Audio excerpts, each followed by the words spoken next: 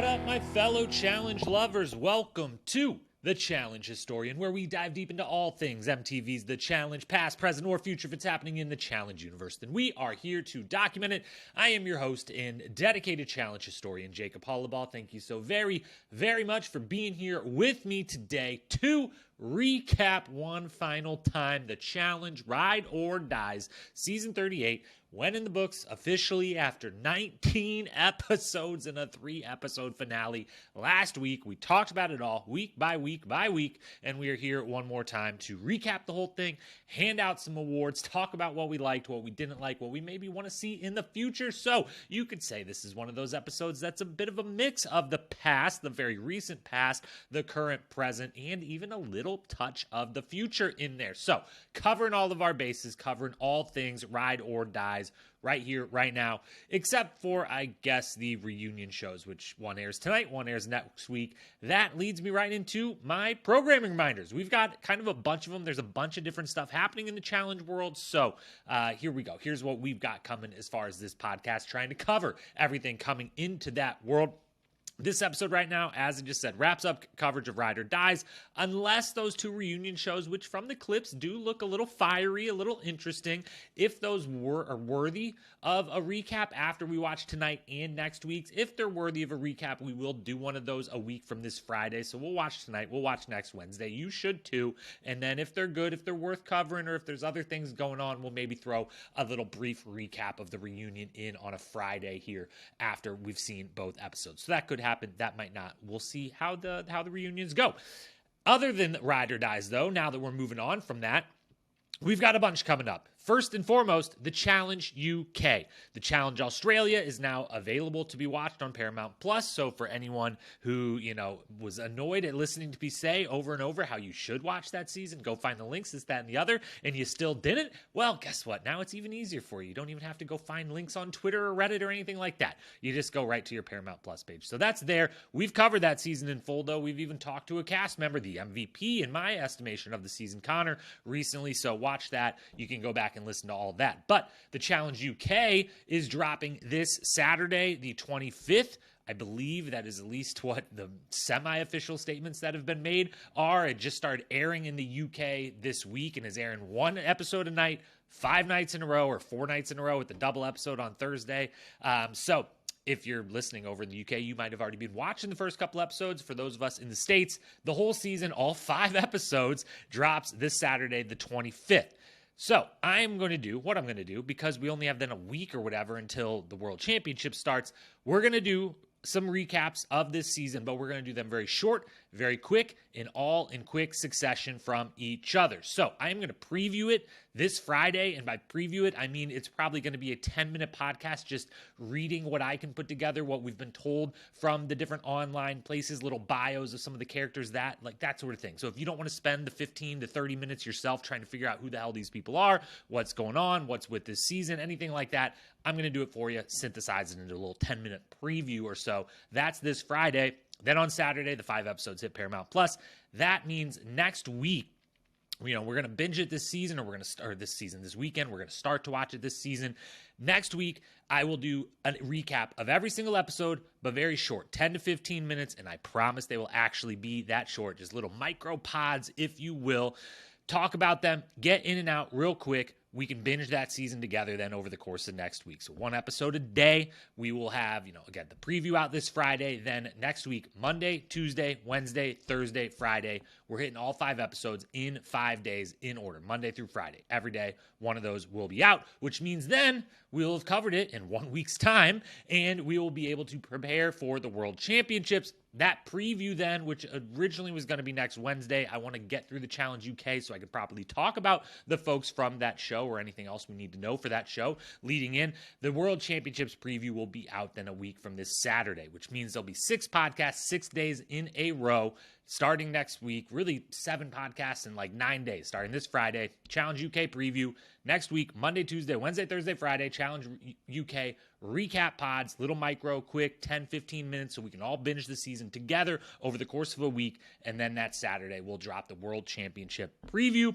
That's the 4th. That's 5 days before the season launches on the 8th or 9th or however math works. And so that means then we'll be all ready to go to recap that as they drop every Wednesday there on out. The other thing that is happening on Saturday the 4th, speaking of that great day it's going to be, I'm going to be participating in a challenge trivia night hosted by Drew at Angel Cake Entertainment, on YouTube.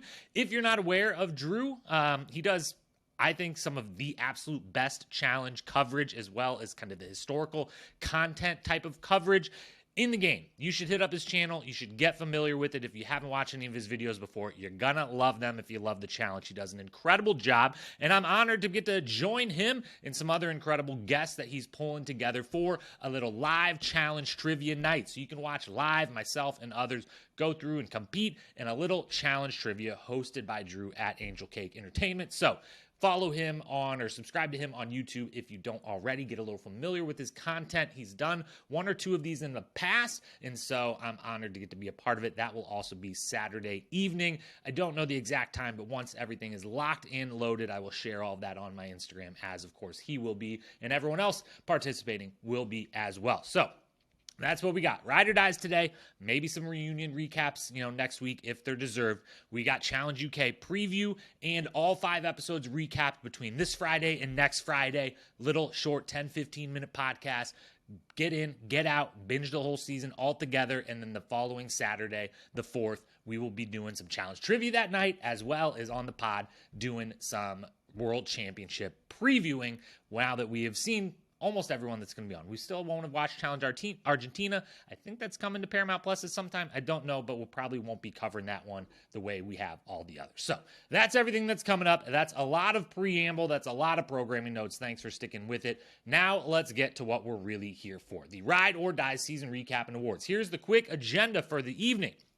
We are going to talk first generally high-level stuff. Did it work? What were some things we liked? What were some things we didn't like? Let's talk about the theme, the format, and some just kind of general high-level things, mostly just looking at what we like, what we not like. And then from there, we're going to dive into awards. All the awards are going to be covered. Best daily, best elimination, best quote, best moment, best needle drop. We might as well. We did it episodically. We might as well do it for the full season.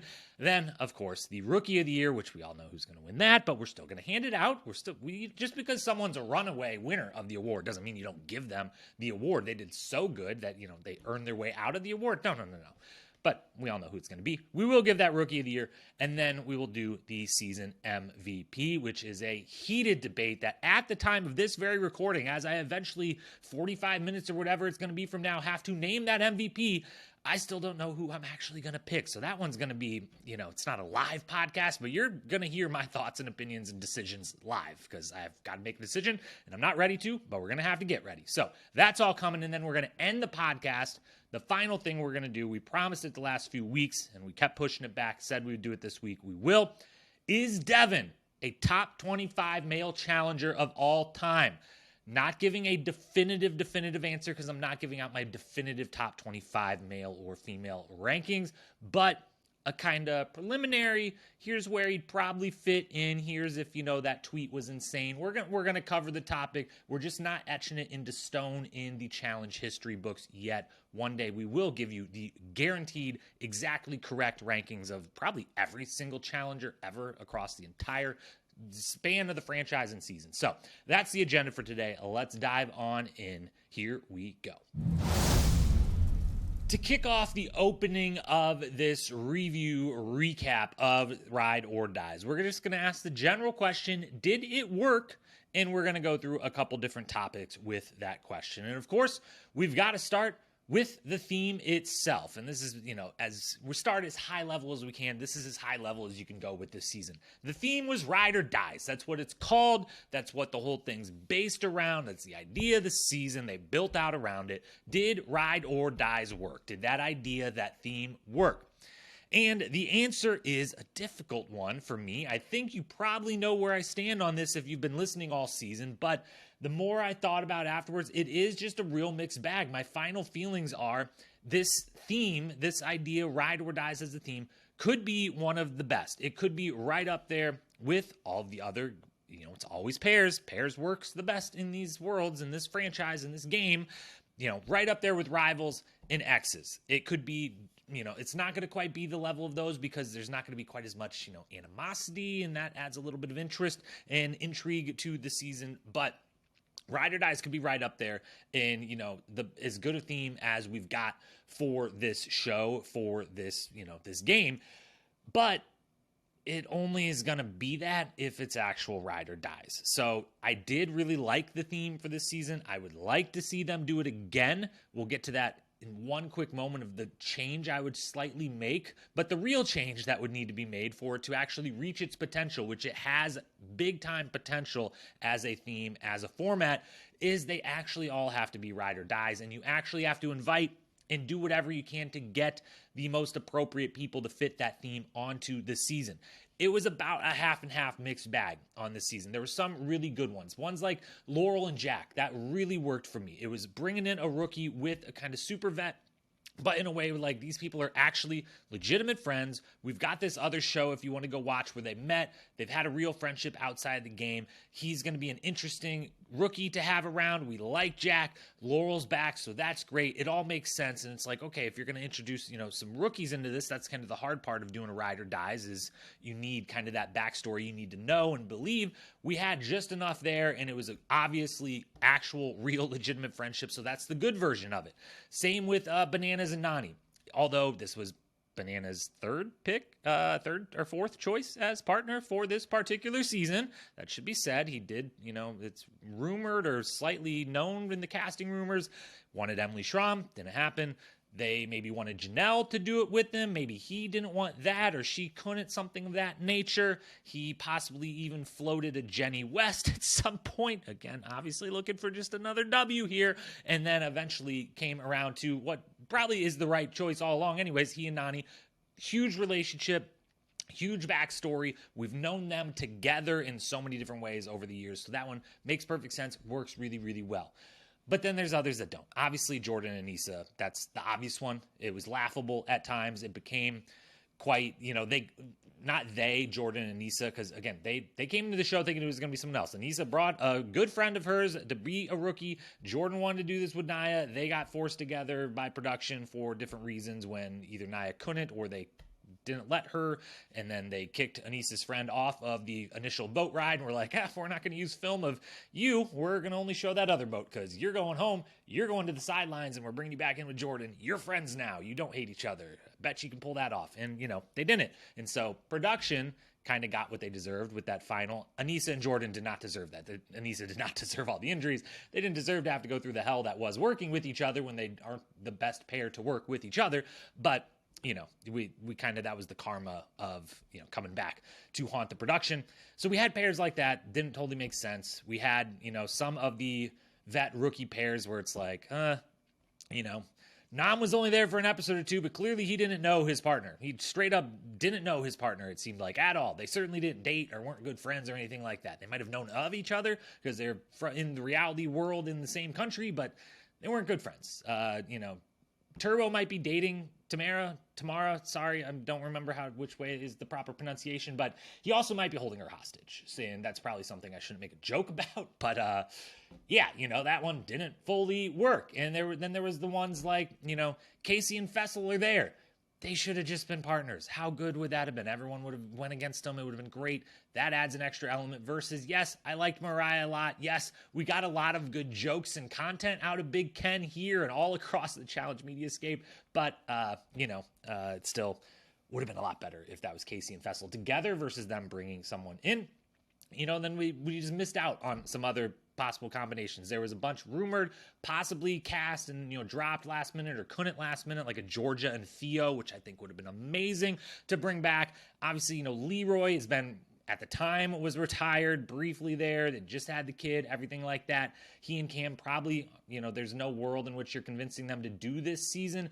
But also, if Leroy and Nani would have been together, that would have been like the ultimate Ride or Dies. They kind of basically did that by pairing up by the end of Double Agents, but you get what I'm saying. And then, of course, the one we complained about early, often, and frequently throughout the season is Paulie and Cara should have been there. That would have changed the whole dynamic of the house, changed the whole dynamic of the show, everything. It would have been fantastic. So, if they do it again, which I think they should. I think they really should. I think they should run this back, possibly even for season 39 to lead into then season 40, doing some big crazy thing. I've got ideas for that. I've shared some before. Others I'll share later. But if you're going to do it again, make sure it meets the real standard. And then the other tweak I would make it teams. Make it teams of 4. Don't do 2. Make it teams. Make it ride or dies, but bigger. And it's little groups of mini alliances that have been in the past, and different groups of people that are, either you could mix in a little of my generations idea, put them together, but either way, make it 4 so that it is people working together with the people they want to work with, but have some little element of, if you get thrown in, it's battle of the season style, you have to pick who goes in of your 4. So now you do have that little bit of choice between friends element added in. So do ride or dies. It has the potential to be great. This wasn't the best version of it. We only got about halfway there. Second thing, did it work? The format itself then, which the format, if I could recap, was pairs of ride or dies, but add a new one every week for 3 weeks. So one goes home, one comes in every week for 3 weeks, and then still pairs for a little while, pretty regular. Then teams for a hot minute where individuals would get eliminated but not be gone until their partner was also out of the game. And then pairs again with a big elimination around to eliminate some of the people who came back who had previously been eliminated as individuals. And then somehow only after all of that, it's back to pairs, but only 4 teams make the 3-episode final. That was the general format. I think I actually got that exactly right. That could just be the Wikipedia Challenge Fandom Wiki description of the format for the season. Nailed it. Did this work? No, it didn't. They got a little bit closer. There was stretches of this season where things were kind of simple and we knew what was going to happen every episode, and that is something I crave, and I think a lot of fans out there crave for the show, is to be a little simplified, to know who the teams are week to week, to know who's working with who week to week, and to know what could possibly happen, the possibilities of how many more eliminations are there, how, is this person in jeopardy because of this, that, or the other, whatever. They got a little closer. They had little stretches of that, but they did some twists and made it less simplistic for kind of no real result or benefit. And that's, the worst case scenario. 19 episodes is fine. Just make them all worth it. More challenge is great, but are they worth it? Did we need a 3-episode finale? No, we talked about that last week. We won't rehash it. If it's going to be 19 episodes and almost all of them 90 minutes, could there be more of the things in the house, them going to the bars, the reality show elements that have slowly but surely kind of been drained from the shows, and a little less of just 19 weeks of the competition itself?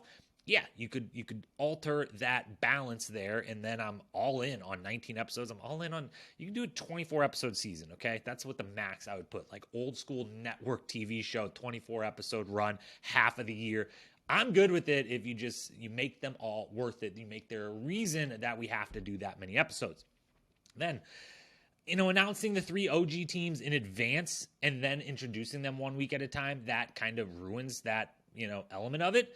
I know that they kind of have to announce that those 6 are on the show, one, to get people invested a little bit, but also because everyone already knows that they're on the show because of all the spoiler accounts and, the gamer vevs of the world, which is another reason why the fact that they seem to have no issue with those, the gamer vevs of the world existing and spoiling things the day they happen while filming, will always be odd to me. No one, until someone explains that to me or tells me that it's actually Justin Booth himself is doing gamer vev or whatever. I won't understand the benefits of it, but it ruins, this big element, this big surprise is that we're like, oh, and these 2 are going to show up this week, and this week. So that was kind of ruined a little.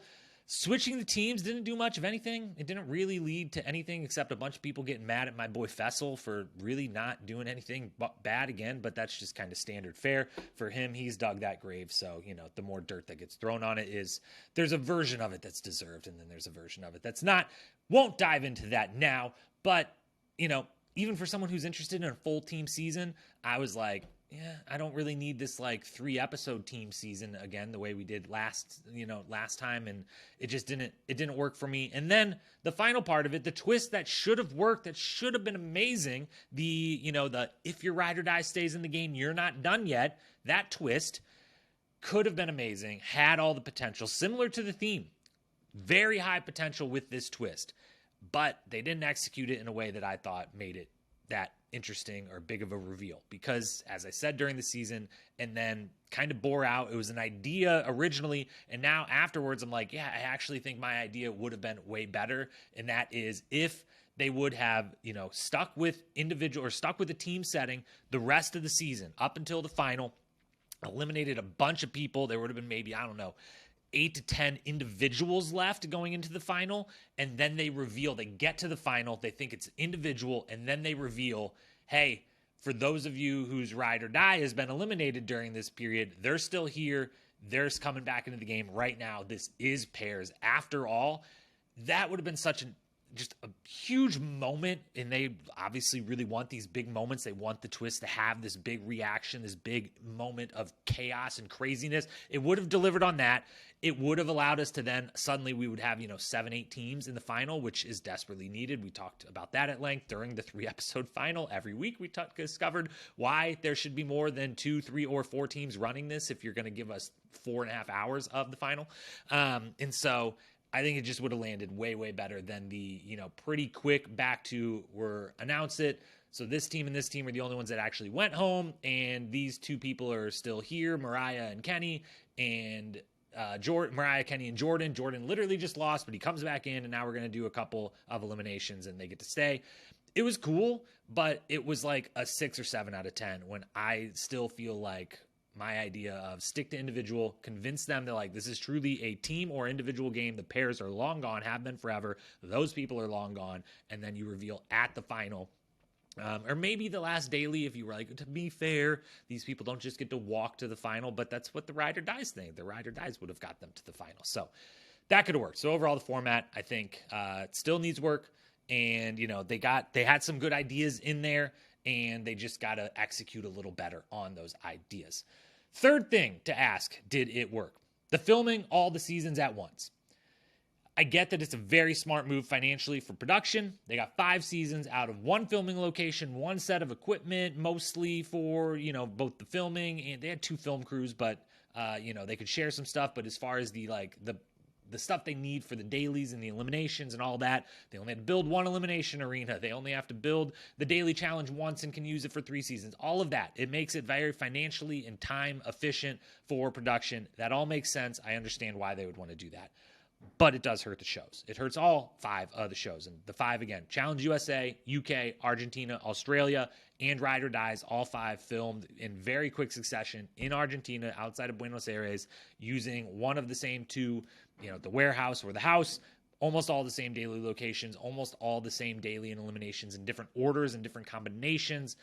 All that really together. Challenge USA is the only one that stands out as like pretty different at this point, but I'm waiting to see UK and Argentina if those were a little more similar, if they used the warehouse, if the final was a little, was on the mountain versus not, that sort of thing. I'm guessing that they were. So it takes, 5 C to B plus seasons, whatever these end up being, however you would rank them. They're at best B plus down to possible C rated seasons, and having 5 of those doesn't have as big of an impact for fans or for the bottom line of your show. I theorize, I guess I don't know this for sure. They obviously thought the opposite of what I'm about to say, but having 5 C to B plus seasons doesn't have as big of an impact for the fans and their enjoyment or for your bottom line, which those 2 things are connected, than having 1 or 2 A seasons would. That if Ride or Dies would have been absolutely kick-ass, incredible, the best possible version of itself, and at the same time, you would have done a Challenge USA only and not worried about doing the other countries yet, and just been like, we're going to introduce the CBS like fully into this, and we're going to really put all of our resources behind it, give it our best shot. And I think that both shows could have been, there's a version of both shows that could have been A's or B plus to A plus range, and that would have more of an impact.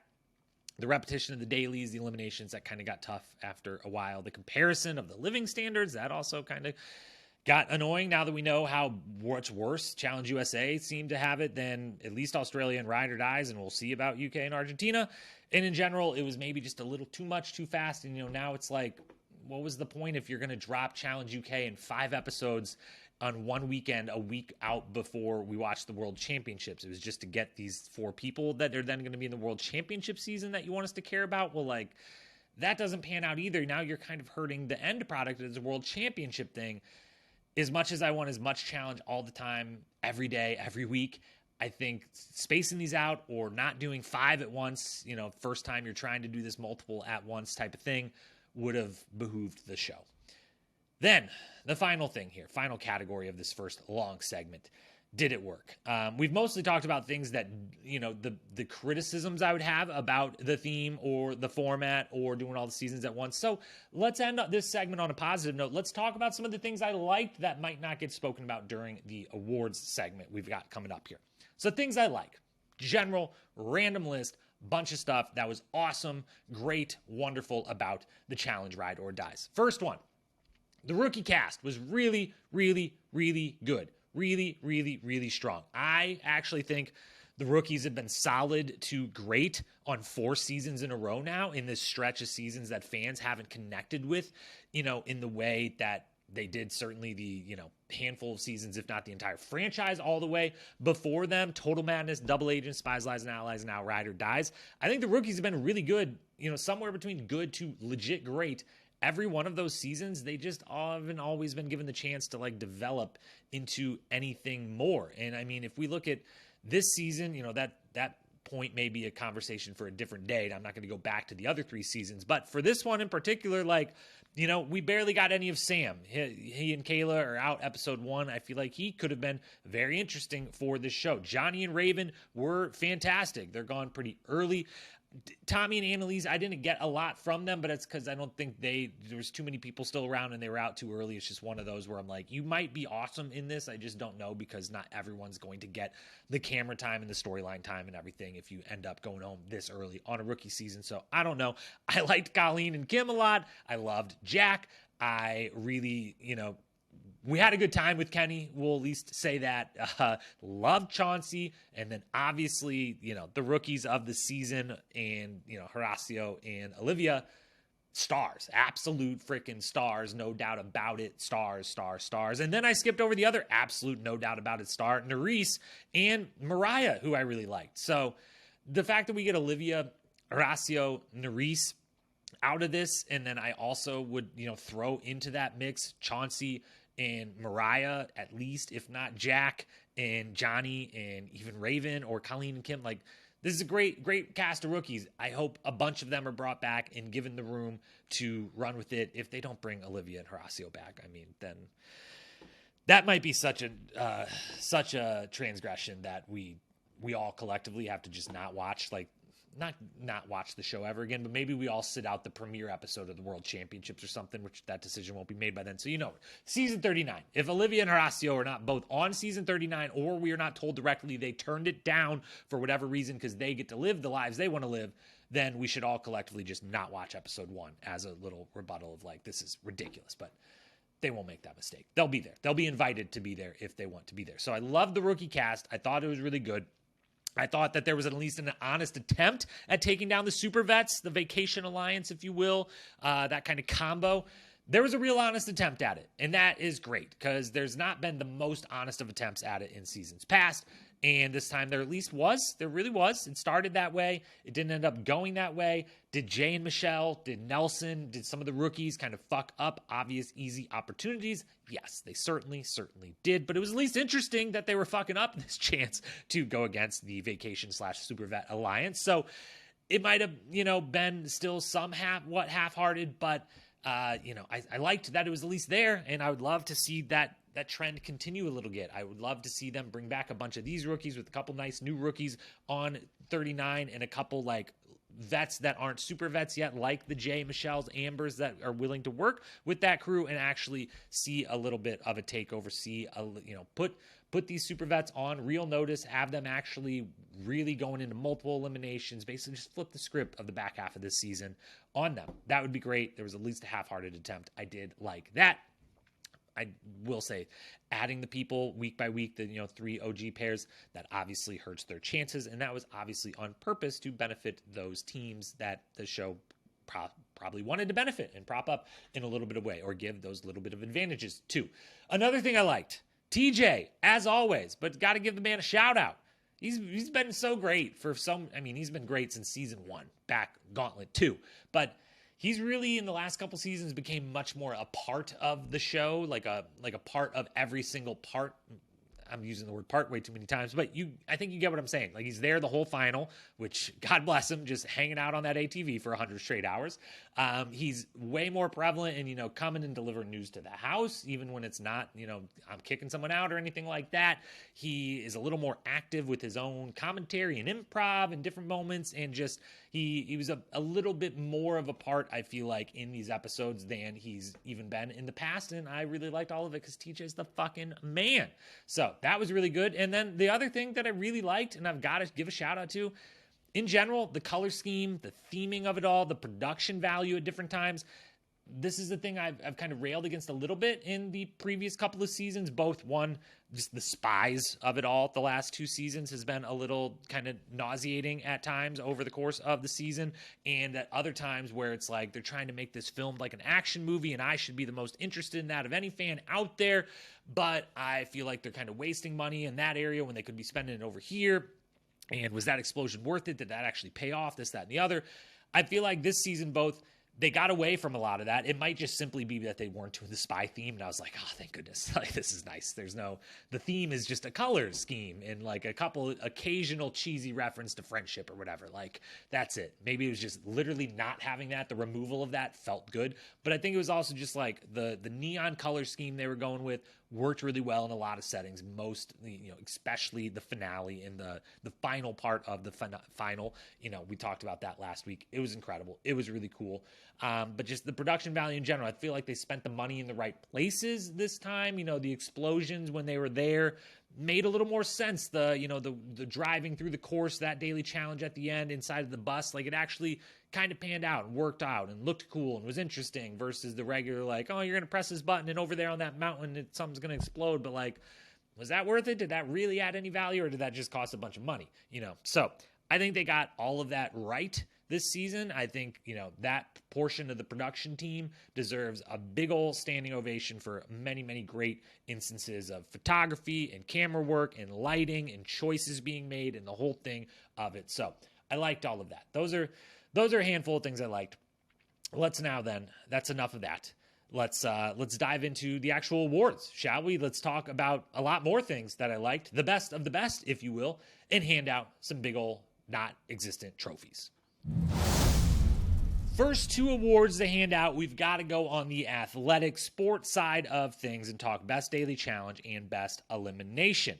Now, I will say this, overall thoughts on both the dailies and the eliminations goes back to what we said just a little bit ago about the repetition across seasons kind of hurts a lot of them. It makes, as I said earlier in the season, covering this and when covering Australia and just Australia, because that was the first time we saw things for a second or third time.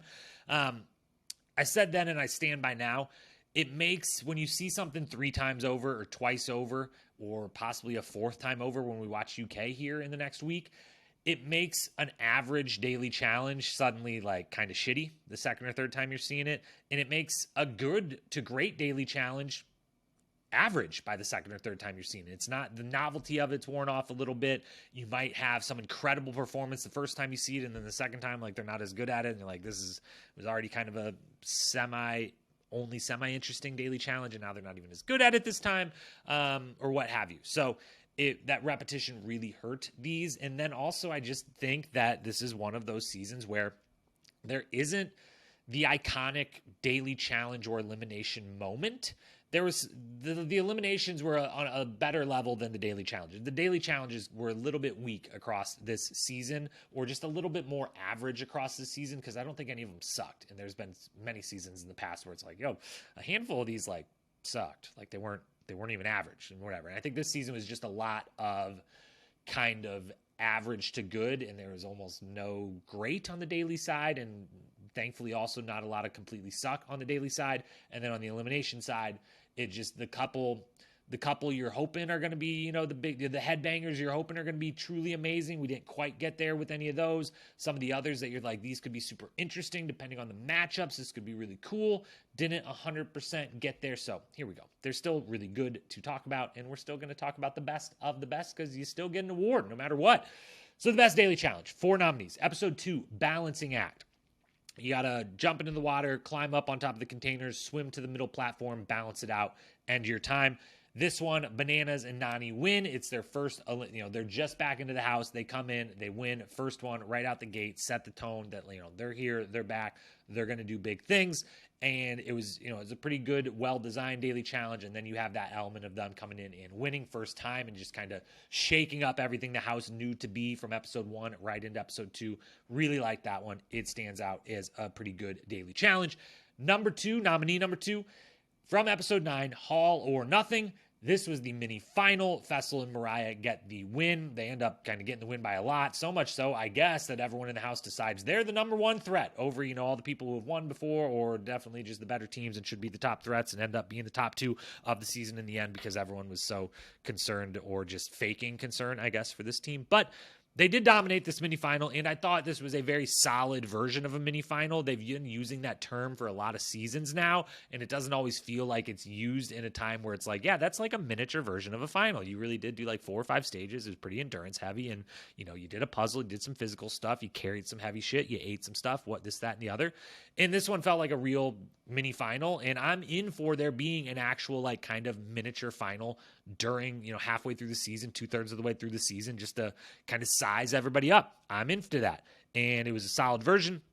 We had the Horacio Olivia, only time they ever didn't work well together, had that little dust up moment at the end. A few other interesting things happen. Again, the strategies and the who's the threats kind of changed in the house. It was a good daily challenge. Nominee number 3, episode 11, Spin Class, trivia on the spinning wheel. Trivia is always going to get nominated because it's never not good. It's somewhere between good and great every time, as long as there's trivia. This was really, I liked the questions themselves. The team format makes trivia a little less, sometimes it's more interesting, sometimes it's less. I can't decide which one this one was, but on the spinning wheel, I like that. It's funny to look at. It's funny to watch them go through. I like the trivia as always. So Spin Class, nominee number 3. And nominee number 4, episodes 13, Blind Faith. This is the one where there's 4 different games. They show them the little logo and pick who's going to play this one. We get the thankfully no one getting injured version of the shooting the little golf balls that comes back in the final to haunt the show, and certainly Olivia. May her face continue to feel better and better and never experience anything 1% like that again in the rest of her life, or anyone else's life should ever experience any of that. But this one had Jordan Fessel doing that. It has Fessel having to do the drinking and getting to recap, his difficulties in the past with the food and everything, and him overcoming that, even in a loss of that segment. We get Devin being an absolute wizard, part 1, with the basically doing it from the sidelines for Jordan and Fessel in the end. We get the team, Devin helping the other team and that coming back to haunt them because it's super dramatic at the end. And we bring back a great elimination game as part of a daily challenge in the, we're both attached to the same bungee. We've got to get and hold on to that pole out there without pulling each other back. Love that. So all parts of that added up make Blind Faith, I think, the best daily challenge of the season. That's the one that wins the award. I can't go on, though, without giving one final little shout out to, you should have done the Spooky Town Challenge. It was the best one. It won both times on Challenge Australia and Challenge USA. If they do it on Challenge UK, I bet it's going to win the best daily challenge of that season, too, and it would have been the best one of this season. Alas, they did not do it. So shout out to the Spooky Town Challenge, though. Still really great, even though they didn't do it. Blind Faith, episode 13, wins best daily. As for best elimination, 4 nominees. Episode 3, Double Decker. Olivia and Horacio beat Johnny and Raven. This is, the more humane version of Hall Brawl, which I really appreciated. They found a way to keep the intensity and the intrigue of the Hall Brawl, but make it a little bit more humane than the previous versions we've dealt with. It did look cool. The double decker worked. It looked really fun and interesting. It was a nice team concept of 2 people doing this versus the individual rounds that you would get in the past with the team Hall Brawl. Instead, it's you're together. The individual rounds are combined more or less, and one winning could give the other an advantage to possibly win their side. The whole thing, great concept, great design, well executed. Got a couple of our first really great Olivia moments. The meme of her staring down, just looking great mid stare down over top of the bar. The shoe coming off thing, everything about it. Double Decker was really, really good. Second nominee, episode 6, In Your Face. Jordan and Issa beat Laurel and Jack. It's a really cool game. It's a really difficult game at the very end. The end part is very difficult. And then, it's 3 big names going at it, plus Jack, who I really, really liked. So that part of it was interesting. It was still in that moment, episode 6, where you're like, they got, Laurel and Jack in there versus Jordan and Anissa, like the rookies and lesser vets, lesser time vets, not lesser people or status or whatever. But that crew still had a shot, had gotten their way a little bit. So all that was really good. And then Jordan showing out in elimination. Always fun for me to watch. Always like that. Third nominee, I Can See You. Nany beats Mariah barely by one little word, one little letter out of place, one split second. Mariah gets the check first, but got that letter out of place. Nany gets the win. Definitely the most thrilling, most down to the wire elimination of the season. Plus, you throw in the concept of the challenge was great. The lighting, again, production did really well with a lot of on the theme side, as we said before. But the lighting of this, where you got 2 very attractive women to begin with, but the lighting is perfect. It makes just these incredibly cool photos of the 2 of them looking up at their boards. It looks great. It's a great concept. It comes down to literally a half-second call for a check and then a 1 letter out of place being wrong to lose it for one side and win it for the other. It was fantastic. What a matchup that we'd also kind of get a rematch of, they with their partners in a landslide victory for Nany and Bananas, but we would get a rematch of these 2 later, which is also an interesting part. Fourth and final nominee, Balls In, episode 14, Horacio beats Jordan. Big moment for Horacio. Tough-ish moment for Jordan, although he gets to immediately come back in and lose another elimination before winning an elimination. So long day and long night in the sand for Jordan there on that one. But Balls In, those 2, that's a great matchup. I could have, went again with the Balls in the final. If we just went the Jordan and Bananas half, that was really fun because you kind of have to rule out the other half. That was really sad and not enjoyable to watch. Someone as awesome as Anissa just get injured repeatedly and badly. So, if we could cut that in half and go with the side that didn't feature injuries, that could have made the list. But for now, this Balls In does. These are your 4 nominees. The winner, got to give it to Nany and Mariah. I Can See, episode 13. I think it was the best elimination. It definitely had me the most on the edge of my seat. And a lot going into that. Nany kind of being one of the main storylines of the back half of the season, getting that win, all of it rolled into one. That's the best elimination of the season. That's your best sporting events of this season. Now let's talk the show side of things, hand out some awards for the best quote and the moment of the, I said moment, not moment of the season. Starting with best quote. A bunch of nominees. We will admit there were at times this lengthy season that there were some episodes where the quotes were a little dry. And honestly, if you told me going in, I'd be like, oh, it's maybe a better thing if they focus more on the story versus the witty one-liners. Sure. But it was a little mix and match though. But still some great lines, still some great quotes. Here are the best of the best. In my estimation, in chronological order, episode number 2, Michelle, quote, I want to put Jay on a collar and leash and tell him to sit and stay and be a good boy, end quote. Great one there about trying to rein her partner in and take the strategic reins of that team. Episode number 4, nominee number 2, Nelson, quote, I feel like the president. I feel like a king right now. Power comes with great responsibility, and I'm not a very responsible guy, end quote. This comes after winning his first daily in 54 tries. Flip that around, 54 tries. Then, third nominee, also Nelson, episode 7, quote, I am Spider Nelly T. My web goes all the way around. I'm connected to everybody, end quote. Just, incredible. Way to land the plane on calling yourself Spider Nelly T. All the deals, all the alliances, that's what he's referencing there. Next nominee, Devin, quote, people regularly refer to me as Fat Tom Hardy, so I feel like I'm right where I need to be, end quote. That's about, jumping on top of the cars next to the speeding semi, that sort of thing. That was from episode 8. Then we got episode 13, Olivia, quote, it looks like Fessy is going through a full-blown exorcism. Where's my Jesus juice, a.k.a. my wine, because we are not off to a good start here, end quote. Olivia bringing the heat in the confessional booth all season long. What a delight. What a star. More on her, a lot more on her as we get through the awards here. Then we've got episode 15, Anissa's very short but sweet quote that Johnny Bananas wouldn't let us forget as he repeated it over and over and over and over again. Ow, ow, my cooch. That was a great one from Anissa during Not So Fast. Episode 15, then Bananas himself, quote, you've gone harder in Vegas for 80 hours, end quote.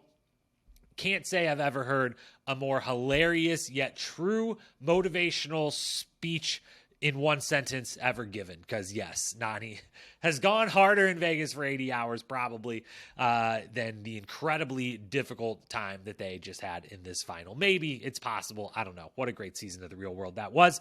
And then the final nominee goes to Devin in episode 18, speaking about the greenish, gooey, algae-filled waters they have to swim through. Quote, "It's toxic. It's like toxic waste, you know? There's a chance we come out stronger than we went in. Honestly, if I had the choice, I want to be a supervillain. I just want to watch the world burn," end quote.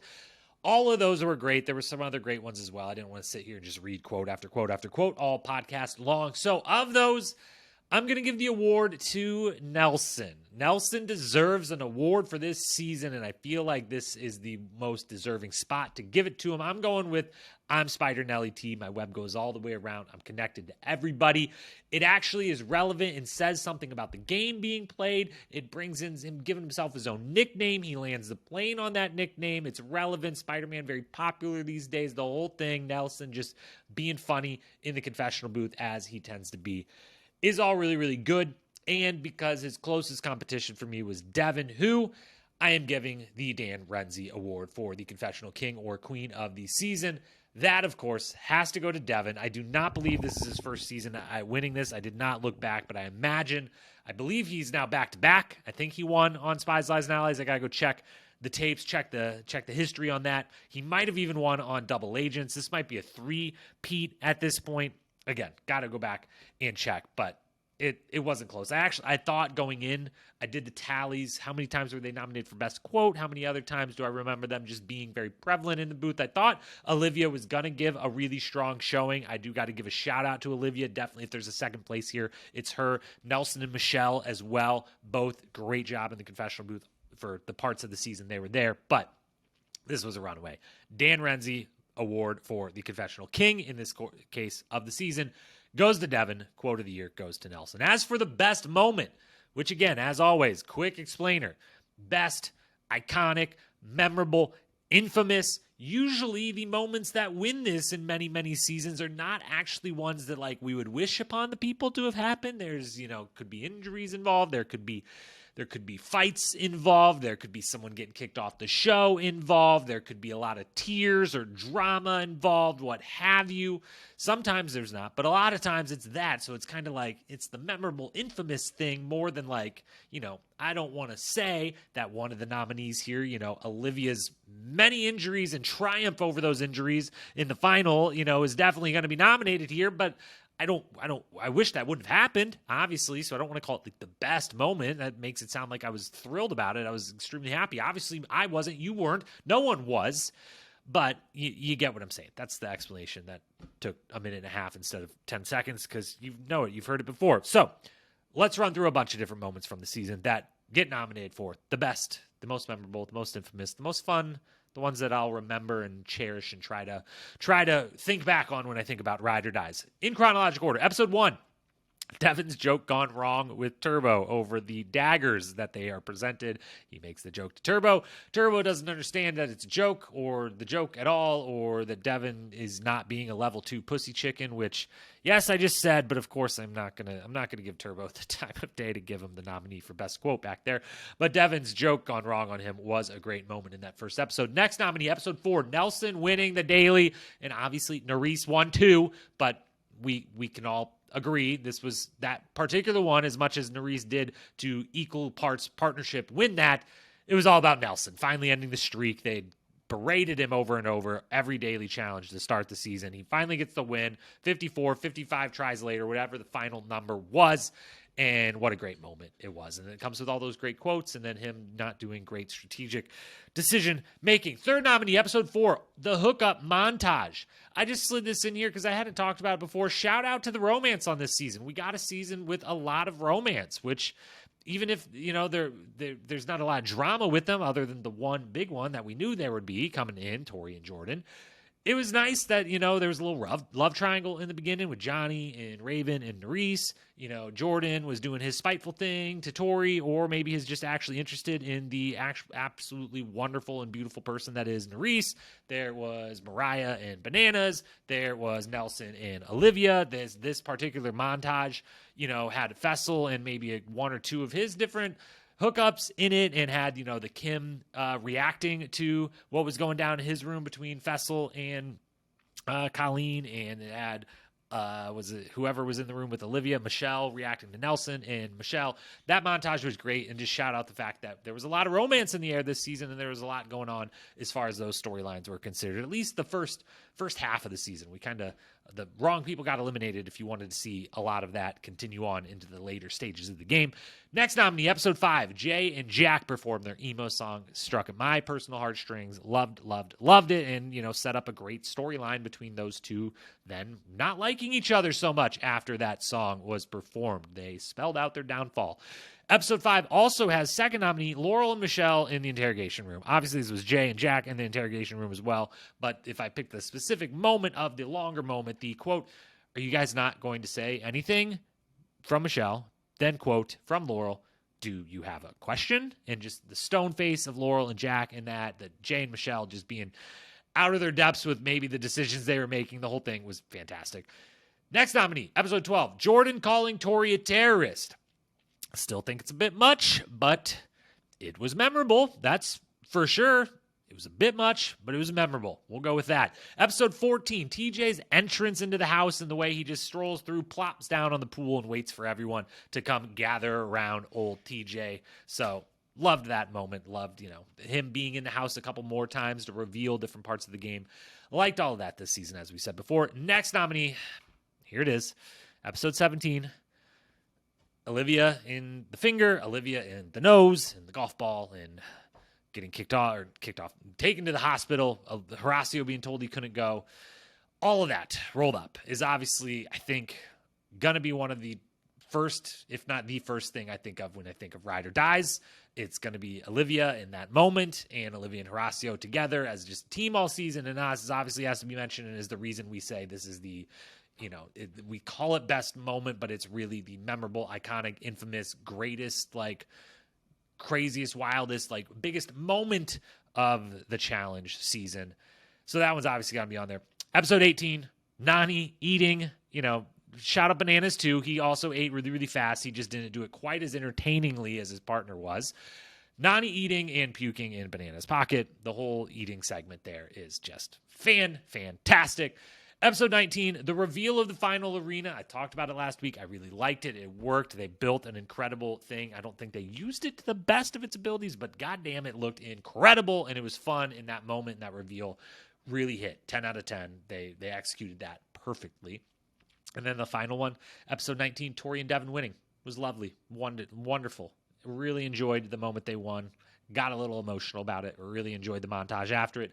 All of that, as I tend to do almost every season when someone wins that I like and appreciate that they won. So those are all of your nominees.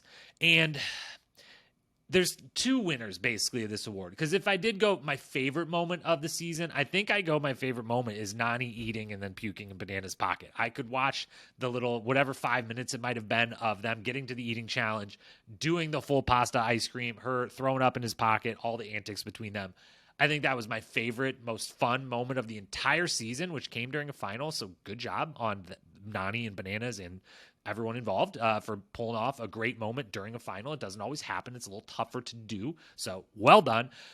But if I had to then say just actually true to the spirit of the award, if you could pick one moment from the season to go in the craziest, wildest, most infamous, memorable, greatest, whatever you want to call it, moments in challenge history bracket, I think it's got to be, unfortunately, Olivia breaking her face in 5 places. And then when you pair that with the triumph that she showed over it, the ability to get through that, to be the badass that she is, to come fucking back before she's even gone back to the States to do surgery, come out during the final and cheer on, or you just be there, do some confessionals, the whole thing.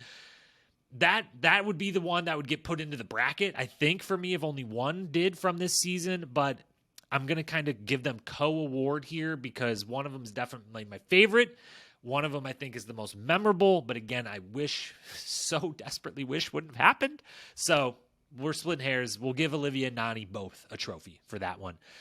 The other award that's here, we didn't do it all season long, but we talked needle drop the last 4 or 5 episodes because the music just got so good all the way throughout the whole season. So I'm not going to even give it out an award. I just wish I had a trophy to give whoever worked on the music on this season and that whole staff some kind of award. But just quickly, just in the last 4 episodes, like the 3 finals and the one right before, we had Chingy, we had Sum 41, Three Doors Down, Everclear, Black Crows, Young the Giant, OK Go, Papa Roach, Britney Spears, Third Eye Blind. Like, they were just coming for the heads of anyone born between the years of like 89 to 97, like who grew up in the late 90s, 2000s, and were like into the emo music that Jay and Jack were into, or into this kind of alt indie pop rock, like the Everclear, Three Doors Down, OK Go, Third Eye Blind. It was just incredible. And then, we might give it to the Britney Spears, giving more that did win that episodes during the eating montage of the last episode, but there was a lot. There was a lot that was great. That music all season long was great. Just wanted to acknowledge that here. So that's your show side of things. That's your awards. Nelson quote, Devin, Dan Renzi award, Olivia Nany co-moment awards, depending how we base the criteria of winning. Needle drop, just the whole music department gets an award, a trophy of some kind. And that leads us to the final 2 big ones, the Rookie of the Year and the MVP. Here we go. The Rookie of the Year award. Now, we know where this is going to end up. Obviously, we know where this is going to end up, who's going to win. But let's still talk about it because, as we said at the top, the great rookie class was one of the many good things to great things about this season of the challenge. And I think this was a great rookie class. I could easily, had no problem filling out a full 5-person ballot plus honorable mentions. Like that doesn't always happen with rookie groups. And this one did. So shout out to each and every one of the rookies this season, even those that I'm not going to name here, because I don't know that there was a dud really in the group other than whatever her name was, that was Nam's partner, who seems like a great reality TV character. Just maybe America's version of the challenge wasn't the spot for her with a partner who she didn't know and who is snake bitten as far as partners come by. Anyways, that was more airtime than I thought. What was her name? Was her name Emmy? Yeah, I think it was Emmy. Got them more than I expected. Honorable mention: Kim, Colleen, Jack, and Raven. All 4 great. All 4 would like back. Found a lot of interest in all 4 of them. Thought they were fun. Thought they added good elements. Thought they were plenty good enough to really good at the actual game itself. So Kim, Colleen, Jack, and Raven, all honorable mention. All good job by you. 5th place, we got Mariah.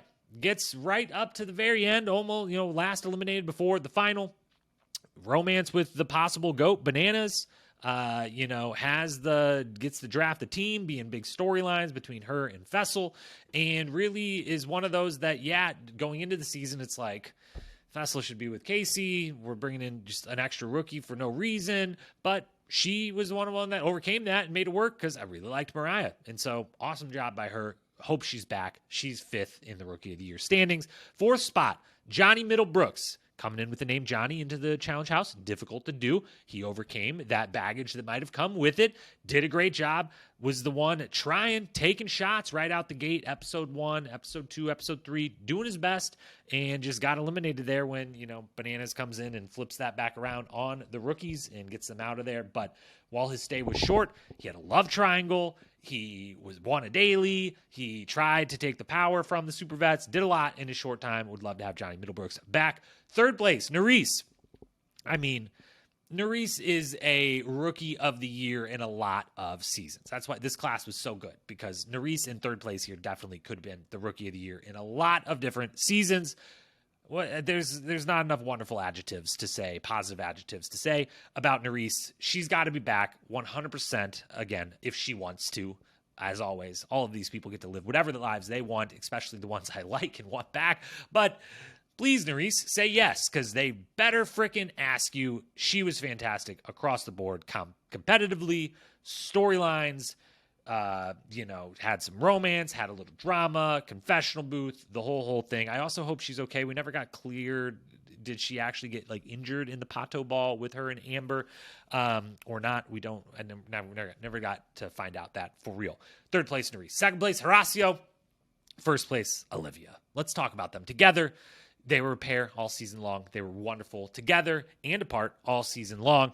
Horacio gets the 5 elimination wins. The little asterisk on it, just, because we've got to do our due diligence historian. This is a very pro Horacio pod. Love the guy. Love him. But just to be fair, one of those wins was truly what they might have won or not. It's unfair to him that we don't know if he would have went 5-0 on his own without the crowd help. But, could he definitely have beaten Turbo and Tamara? Yes. But the crowd, it was a memory puzzle with 20 people versus 2. It's not, little asterisk deserved on that. And then again, he and Olivia beating Jay and Michelle with the crowd helping them with the puzzle, Tower of Hanoi puzzle.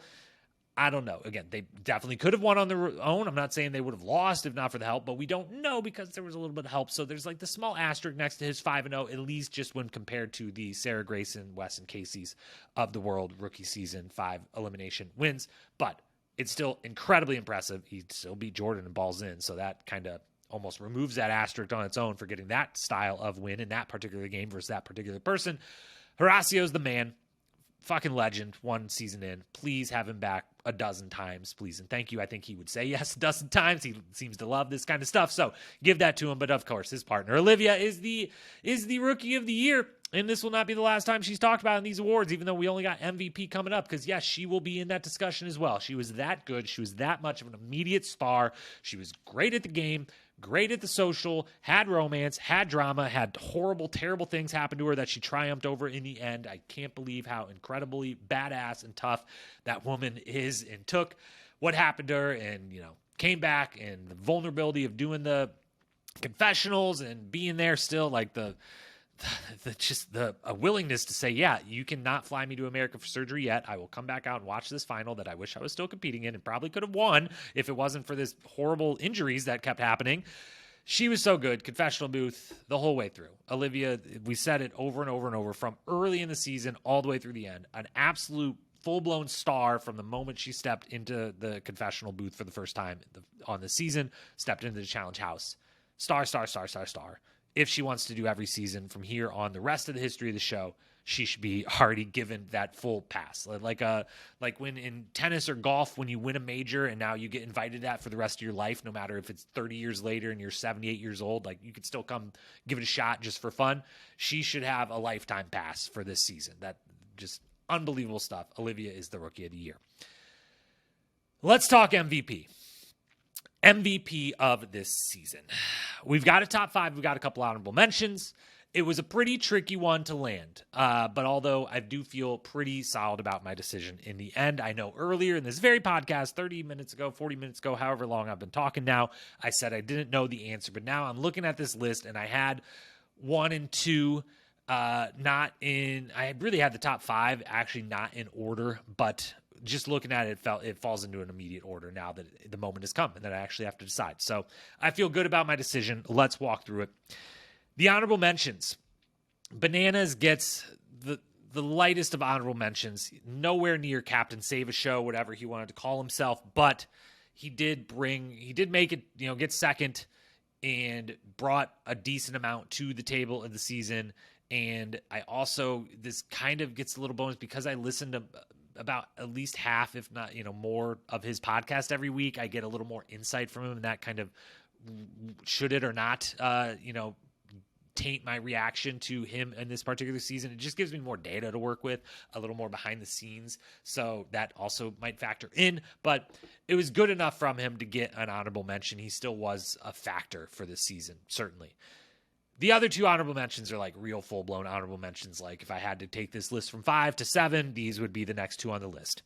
Michelle first. Michelle is the one that if she would have been around longer, she would have been in this top 5. And if she would have been around the whole season, I feel like she would have been battling for the victory. She was the MVP through the, 6 or 7 or 8 episodes, whatever it was, when she got eliminated.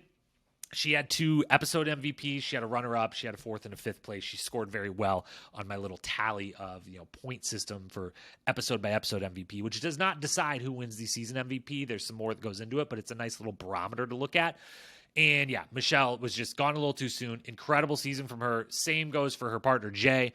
They were kind of my biggest highlight of the season of knowing going in. I was like, I want they're the kind of newer stars that I feel like we could build up that I really like, and I think a lot of the fans really like and can be interesting and just enough messy and just enough good at this. And they delivered in a big way on all fronts on that, especially Michelle. So she's honorable mention. And then the final honorable mention is Tori. Tori got her first win.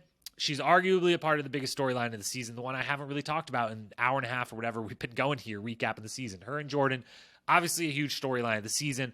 I talked about it when needed throughout the season, and you know my feelings that while I want more romantic drama in the house, I liked these two people too much coming in, and it was too real and raw for me that I checked out a little bit on that part of the storyline. But she won the season, which is incredible. She got through this hellacious roller coaster of emotions and freaking won on the end. So she made it all worth it, because I did say back when she got called a terrorist that I maybe would have just freaking left the show and been like, nope, not going to do it. Nah, I'm good. I'm going to go. I'm going to leave this world now. I don't need to be here. I don't need to go through all of this.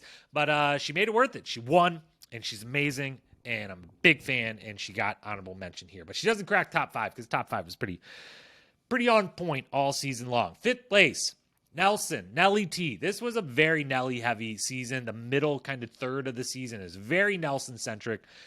He's doing a lot. He broke his streak.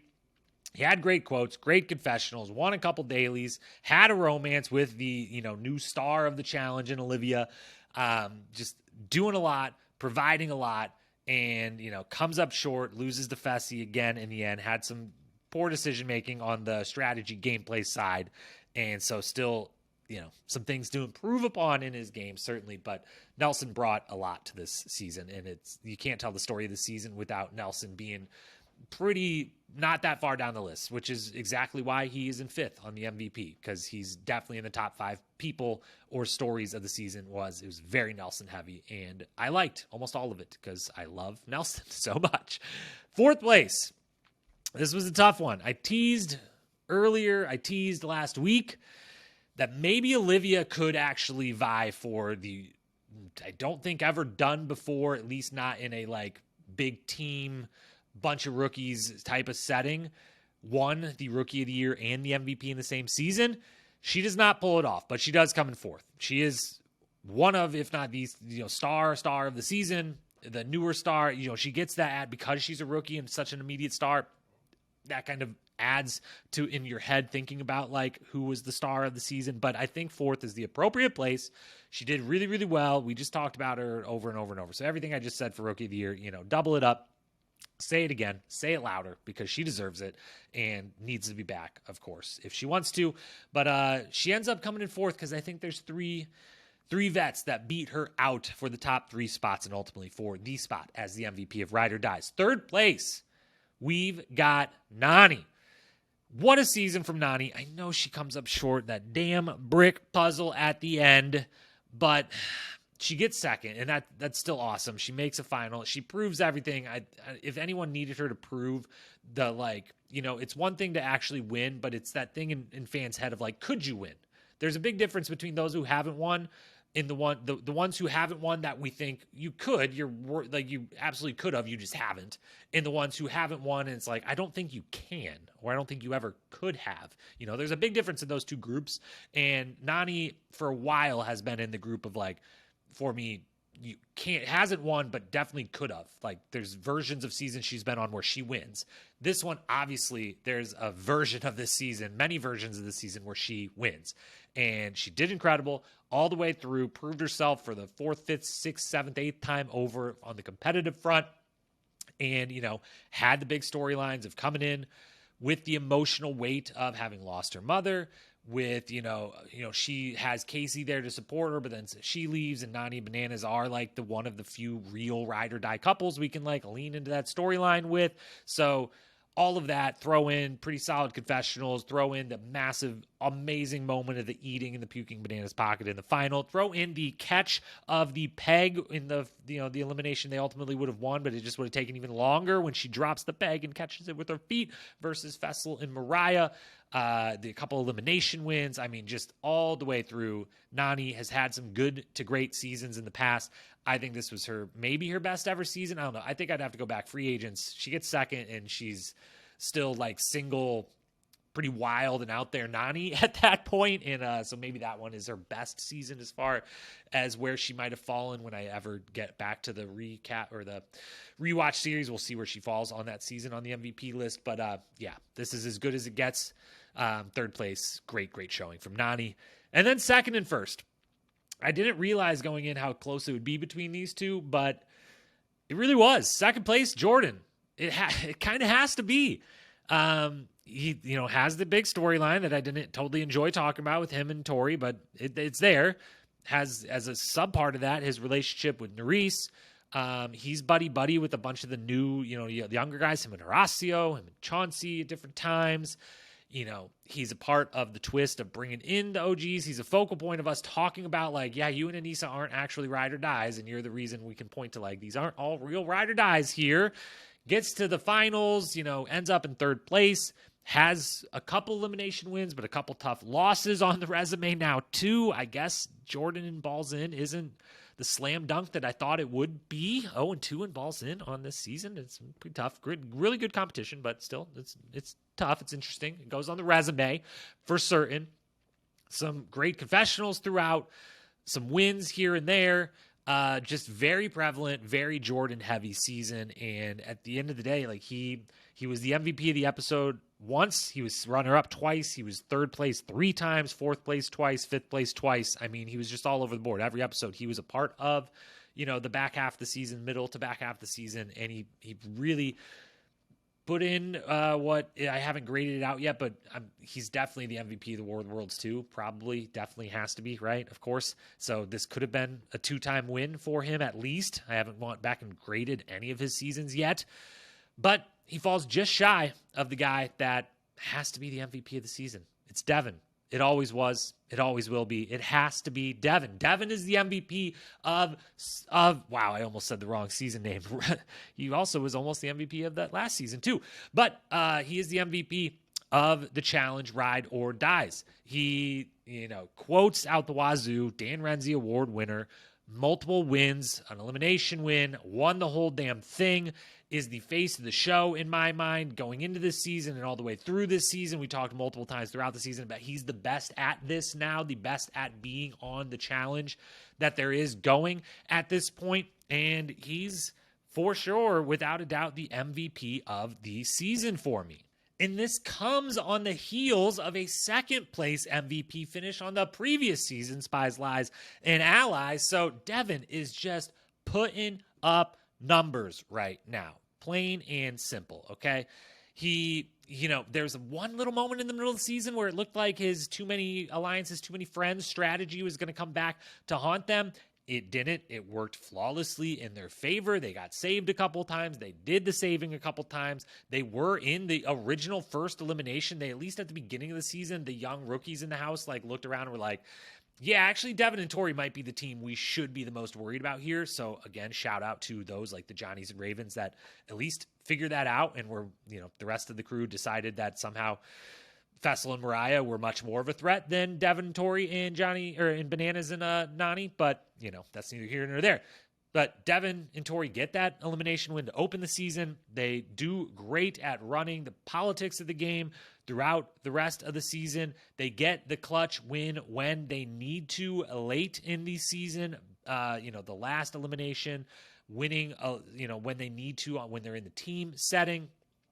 And just, across the board, what did Devin not do pretty flawlessly all season long? From a show side, from the sports side, everything about it. He gets the win. He gets the MVP. And that brings us to the big question that we've got to ask because, we've just given him his crown. He's got his other award from the Dan Renzi. He already had one of those. He's already been runner-up, been on MVP ballots before. He's now a challenge MVP, a challenge champion. Is Devin Walker a top 25 male challenger of all time?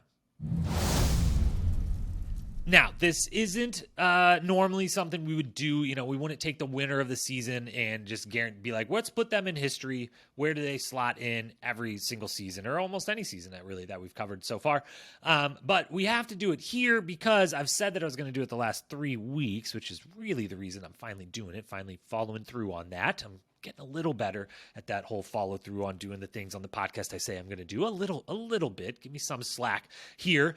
But it all came about because he tweeted out going into the final, 4 weeks ago before the 3-episode final, that regardless of the result, he already thought he was top 25 male challenger of all time. And that stirred up a lot of people who agreed or disagreed, mostly on the disagreed side, at least from, it seemed like most of the reaction was like, come on, dude, like calm down. It led to some funny jokes and eventual dunking on Fessel, because all things tend to somehow turn into dunking on Fessel, and it was yet another possibly self-inflicted wound. And while Devin was maybe being a little cheeky, a little sarcastic with it, he also wasn't lying. He definitely, I think, thinks that. And I've got to answer the question as the historian of this show, of this game, is he right? Quickly, because I also have said this in the last couple of weeks, just Tori didn't come out there and say she was. Her partner did about him specifically, but just because they were partners and they both won and it was a big moment. Tori definitely is in top 25 females. I don't know that list. I didn't put it together the way I did here because she, again, didn't tweet about it, but I feel confident that she would be between her win, multiple, finals, big storylines, War of the Worlds 2 just on its own almost, and everything else that goes into that. So shout out to her again, one more time. Love Tori. So glad she won. Back to the question here. Devin, top 25 male challenger ever. This is not, I'm about to give tiers, groupings. I'm not going to give an official list here, and none of this is official either. One day I will definitely at least do top 25, if not top 50, top 100, every single player ever. Who knows? I'm going to get crazy with it at some point down the line in the future once everything's been graded out and everything's shaken out. But I can give you the kind of unofficial in pencil. I sat down, I thought about it, I wrote out some names, I kind of put some tiers together just to get to like, where's the first tier where I'd start considering slotting Devin in, and where would that maybe put him on a list of just male side of the equation challengers of all time. And here's where it comes, where we landed. There's the top tier untouchables, of course. He's not in this group. Bananas, CT, West, Jordan, Landon, Darrell. That's 6 folks who are pretty consensus, like the top 6 in some order in almost everyone's mind, and is a deserved list that obviously Devin's not cracking that anywhere near that. So those 6, certainly somewhere in the top, in some order. Opinions may vary. Then there's the next tier that's kind of like the battle for the top 10 in my mind, to like finish out the rest of the top 10 after those other 6. That's The Miz, Jamie Murray, Theo Vaughn, Derek Kaczynski. That's 4 people that really is kind of like rounding out the top 10. I cut someone out of here. I guess I moved a couple of people down. The next group is also in this too. If you're really thinking like who's the top 10, Miz, Jamie Murray, Theo Vaughn, Derek is maybe the next 4 to go with that first 6. But then you can't forget about Abram, Mark Long, Dan Setzler, Tyler, Brad. I would put those 5 along with those other 4. And that, kind of has us at our top like 15-ish people right there. And then after them, I'm not putting, Devin's not breaking into that top 15-ish group. And then the next group, you got one-time champions who also big impact on the show. Alton, Timmy, Dan Renzi, Zach. Those 4, I think, then you have to be considered. And I'm like, I don't think there's any way I'm putting Devin in that crew yet. Some would say I think the only one out maybe in that group, well, some might be like, Zach, really, Zach? And I'm like, yeah, you can think he's a piece of shit or whatever you want to think about him. He won. He's been in some finals. He had a major impact on the show. That's for damn certain. Okay, he's in this kind of tier, this group. The other one that some might be like, Dan Renzi, really? And I'm like, yeah, there's an award named after him for a reason. His impact on the show in the early seasons. He did win one of those seasons too. He's in this group for me. He's high on the list. He's probably the first one that someone would see on my list and be like, a little high, but let me hear the reasoning. And maybe they would agree with the reasoning. Maybe they wouldn't. But I'm not putting Devin there. And then there's also the ones we're not supposed to say their names, but I'm going to say their names. Kenny and Evan are definitely, if you count Kenny and Evan are somewhere in the groups that I've already talked about because they were fucking awesome at the show. Again, we'll just leave it at that. How about that? We'll stop talking. How about that? Great idea. Let's keep it moving. So I've just named 2, 4, 6, 11, 15, 21. I've just named 21 people that I think there's no way that I am putting Devin above right now. maybe you could argue with me, Dan and Zach. I guess we could have a little bit of a discussion. And then again, if you don't include Kenny and Evan, I don't know. So maybe we're at somewhere between 17 and 21 that I feel pretty certain. Like, no chance. We're not breaking through. And again, this is unofficial, but that's the list thus far. So we're at around 21. And that's when it starts to get interesting. And it starts to get like, well, who would be next? What would be the next group? And again, I didn't say this up front, but I'm not thinking about this like the best ever at the game. Who would be the best at the game? Just if ran a challenge season, super difficult one, ran a final or whatever, who would win? There's a lot of people who would then move up this list. There's a lot of people who would move down this list, like a good one that comes to mind and we're going to see on our TV screens again is Theo. UK Theo, more recent. He's coming back, thank goodness, on, he got second on one of the hardest finals, the hardest final ever in War of the Worlds. If, I'm just picking people to like win the actual physical events or whatever, I might, he would be way up this list, but is, not had the impact or the longevity, the reputation on the show that's going to get him on it. So all of it matters. Being good at the show, being good at the sport, having some wins, having some success, but also having an impact on the show. All of it wrapped in is what matters. So we're at 21 or whatever, and it gets interesting. Here's just a list of names to consider next in no particular order, but just the next kind of group of people that I kind of came up with off the top of my head. Going through the list, my stats list of just like who's been in the most episodes, the most finals, the most wins, most daily wins or elimination wins, just to try to get a barometer of like, is there anyone's name that pops up that I'm missing here? And the next group of names to consider is really like Leroy.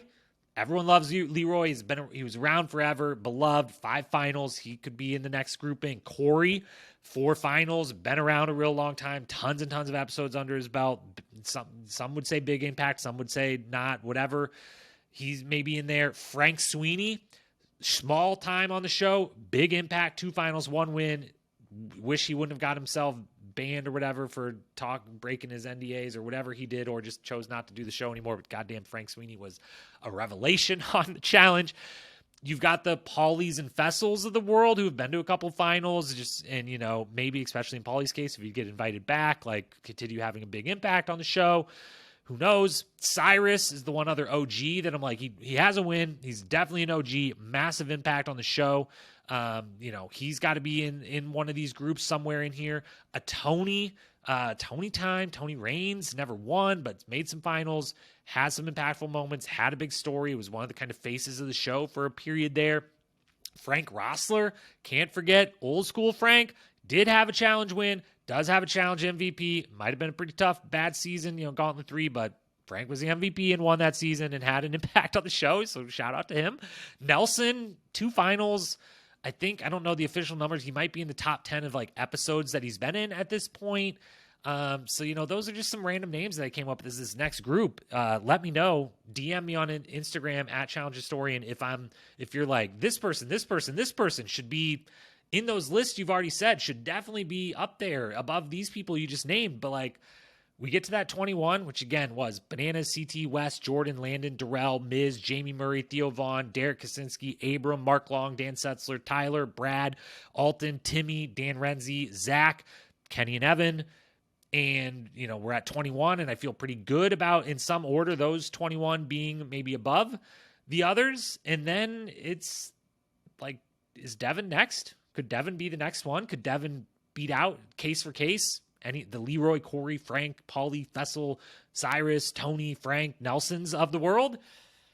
Yeah, I don't see why not. I think Devin might. I think he might legitimately be 22nd best male challenger of all time. Like he's somewhere around the 22nd best male challenger of all time. I think that's where I have ended up when considering, again, impact on the show, being great at the show side of things, and also actually being good and possibly being able to win or having won the show a time or two to kind of get that side of the board filled. Like, yeah, he had no chance of winning in his early seasons. He wasn't able to win. He wasn't physically going to be able to pull that off, but he got himself to the place where he could. And now he damn near beat CT in a final last season, and he did beat Bananas and Jordan in the final this season. So, like, what else has he got to do? He's beaten Bananas in an elimination in a big moment where he called him out and beat him. He's beaten Wes in an elimination. He has now a season MVP under his belt and a second place MVP under his belt last season. And I think anyone whose reaction to him being like, I'm top 25 male of all time would be like, well, I don't like this last stretch of seasons that you're the face of and kind of leading on. But I'm not weighing that against him because he's been the brightest spot in the last 3-4 seasons of anything. And I've loved every minute of it. And I think he's so good at being on this show and being a part of this show. And now he's freaking won and took home an MVP. And he moves up the board pretty quickly. 3 finals, a win, decent elimination wins in the end of the day, decent daily challenge wins at the end of the day, tons of episodes, amazing in the confessional booth, face of the show here for a few season run, wins versus other legends. Just like the resume is pretty freaking good at this point. And again, this isn't official, but he's somewhere around the 22nd best male challenger of all time. And I think that he could move up a lot further. If you told me he was on, season 39, 40, and 41, he did 3 more seasons, and to get to like a nice solid 10, and he won 1 more. Maybe he makes the final in 2 more of those, and he wins one of them again to kind of back it up. And he, couple more Dan Renzi Award wins, bunch of great quotes, some great storylines, this, that, and the other. He handles now being the targeted versus the one doing the targeting. There's a world where this man gets to, he's not cracking the top 10 is what I've been trying to say here for the last 10 seconds. He's not cracking that list. He's not getting up in the Mrs. Jamie Murray's, Theo Vaughn's, Derek Kaczynski's of the world, let alone the Darrell's, Landon Jordan's, West's, CT's, Bananas. I don't think. But could he get up there with the Abrams, Mark Long, Dan Setzler's, Tyler's, Brad's? Probably not. But it's only probably. It used to be like, that's laughable. And it's now like I'm at least saying probably before I'm saying not. The Altons, Timmys, I got to split that group up. Alton and Timmy should just be with Brad and Tyler and Dan and Mark and Abram. And then Dan and Zach should be my kind of like on the line of like, where are they versus the big group that comes behind them. And then, of course, you got the Kenny and Evan in there, wherever you're willing, if you're willing to put them on the list somewhere. So, yeah.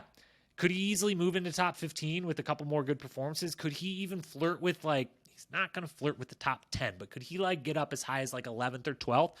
There's a world where, yes, I'm not betting on that world, and I know Devin's a betting man. I don't know if he should bet on that world, but he's top 25. That tweet wasn't ridiculous. In fact, it was just plain old accurate. Actually, if he wouldn't have won this season, I don't think it would have been accurate. The win was a big, big deal. If he would have got third and it wouldn't have been close, it would have been a big deal. So, the tweet wasn't 100% accurate, but he knew, obviously, that he was going to win by the end of it, and you could kind of update that tweet as we have done here. So, Devin's top 25 male challenger of all time. He's also the MVP. He's also the champion. Shout out to him. Shout out to Tori for getting that champion. Shout out to all the Olivias, the Horacios, the Nanis, the Nelsons, the Michelle and Jay and Laurel and Jack and Johnny and Raven and Nerese. So many people made this season a very good, solid season. Shout out the music crew again, one more time. Music part of the production. Shout out the production, the lighting, the theme, everything we've talked about. We've talked for damn near 2 hours at this point. I think that's enough. So we will, one more time, maybe, possibly, depending how the reunions go, talk a little bit about those reunions on a future podcast. But otherwise, that's it for Ride or Die's coverage. Again, this Friday, quick little micro pod kickoff Challenge UK. We're covering the whole thing in 1 week. This Friday, little micro 10 to 15 minute, just anything I can find on the internet and synthesize into one quick readout podcast for you to be ready for the UK to drop on Saturday. I will put out this Friday, and then next week, Monday through Friday, all 5 days, 1 episode each day. We'll binge it together. We'll recap it very briefly in and out together, and then we'll do World Championships previews on that Saturday, 5 days out from the premiere of that. So a lot coming in the challenge world, a lot coming on the pod. Buckle up, get ready. Thank you so much for being here all season long. It's been a good ride on this Ride or Die season. Y'all are my Ride or Dies. One of you out there listening would be who maybe I'd pick at random. If I had to go on a season and pick my Ride or Die, I would draw at random from anyone out there listening. So thank you. I love you. I appreciate you. Feel free to hit that follow, subscribe, rating if you haven't already, but I bet most of you have. Thanks so much for doing so. We'll be back. Challenge UK. 1 season, 1 week. Can we do it? Yes, we can. It's a small season that clearly they don't care that much about because they're dumping 5 episodes at once and it's only 5 episodes. Anyways, more on that on Friday. Thanks for being here. Good night. Bye.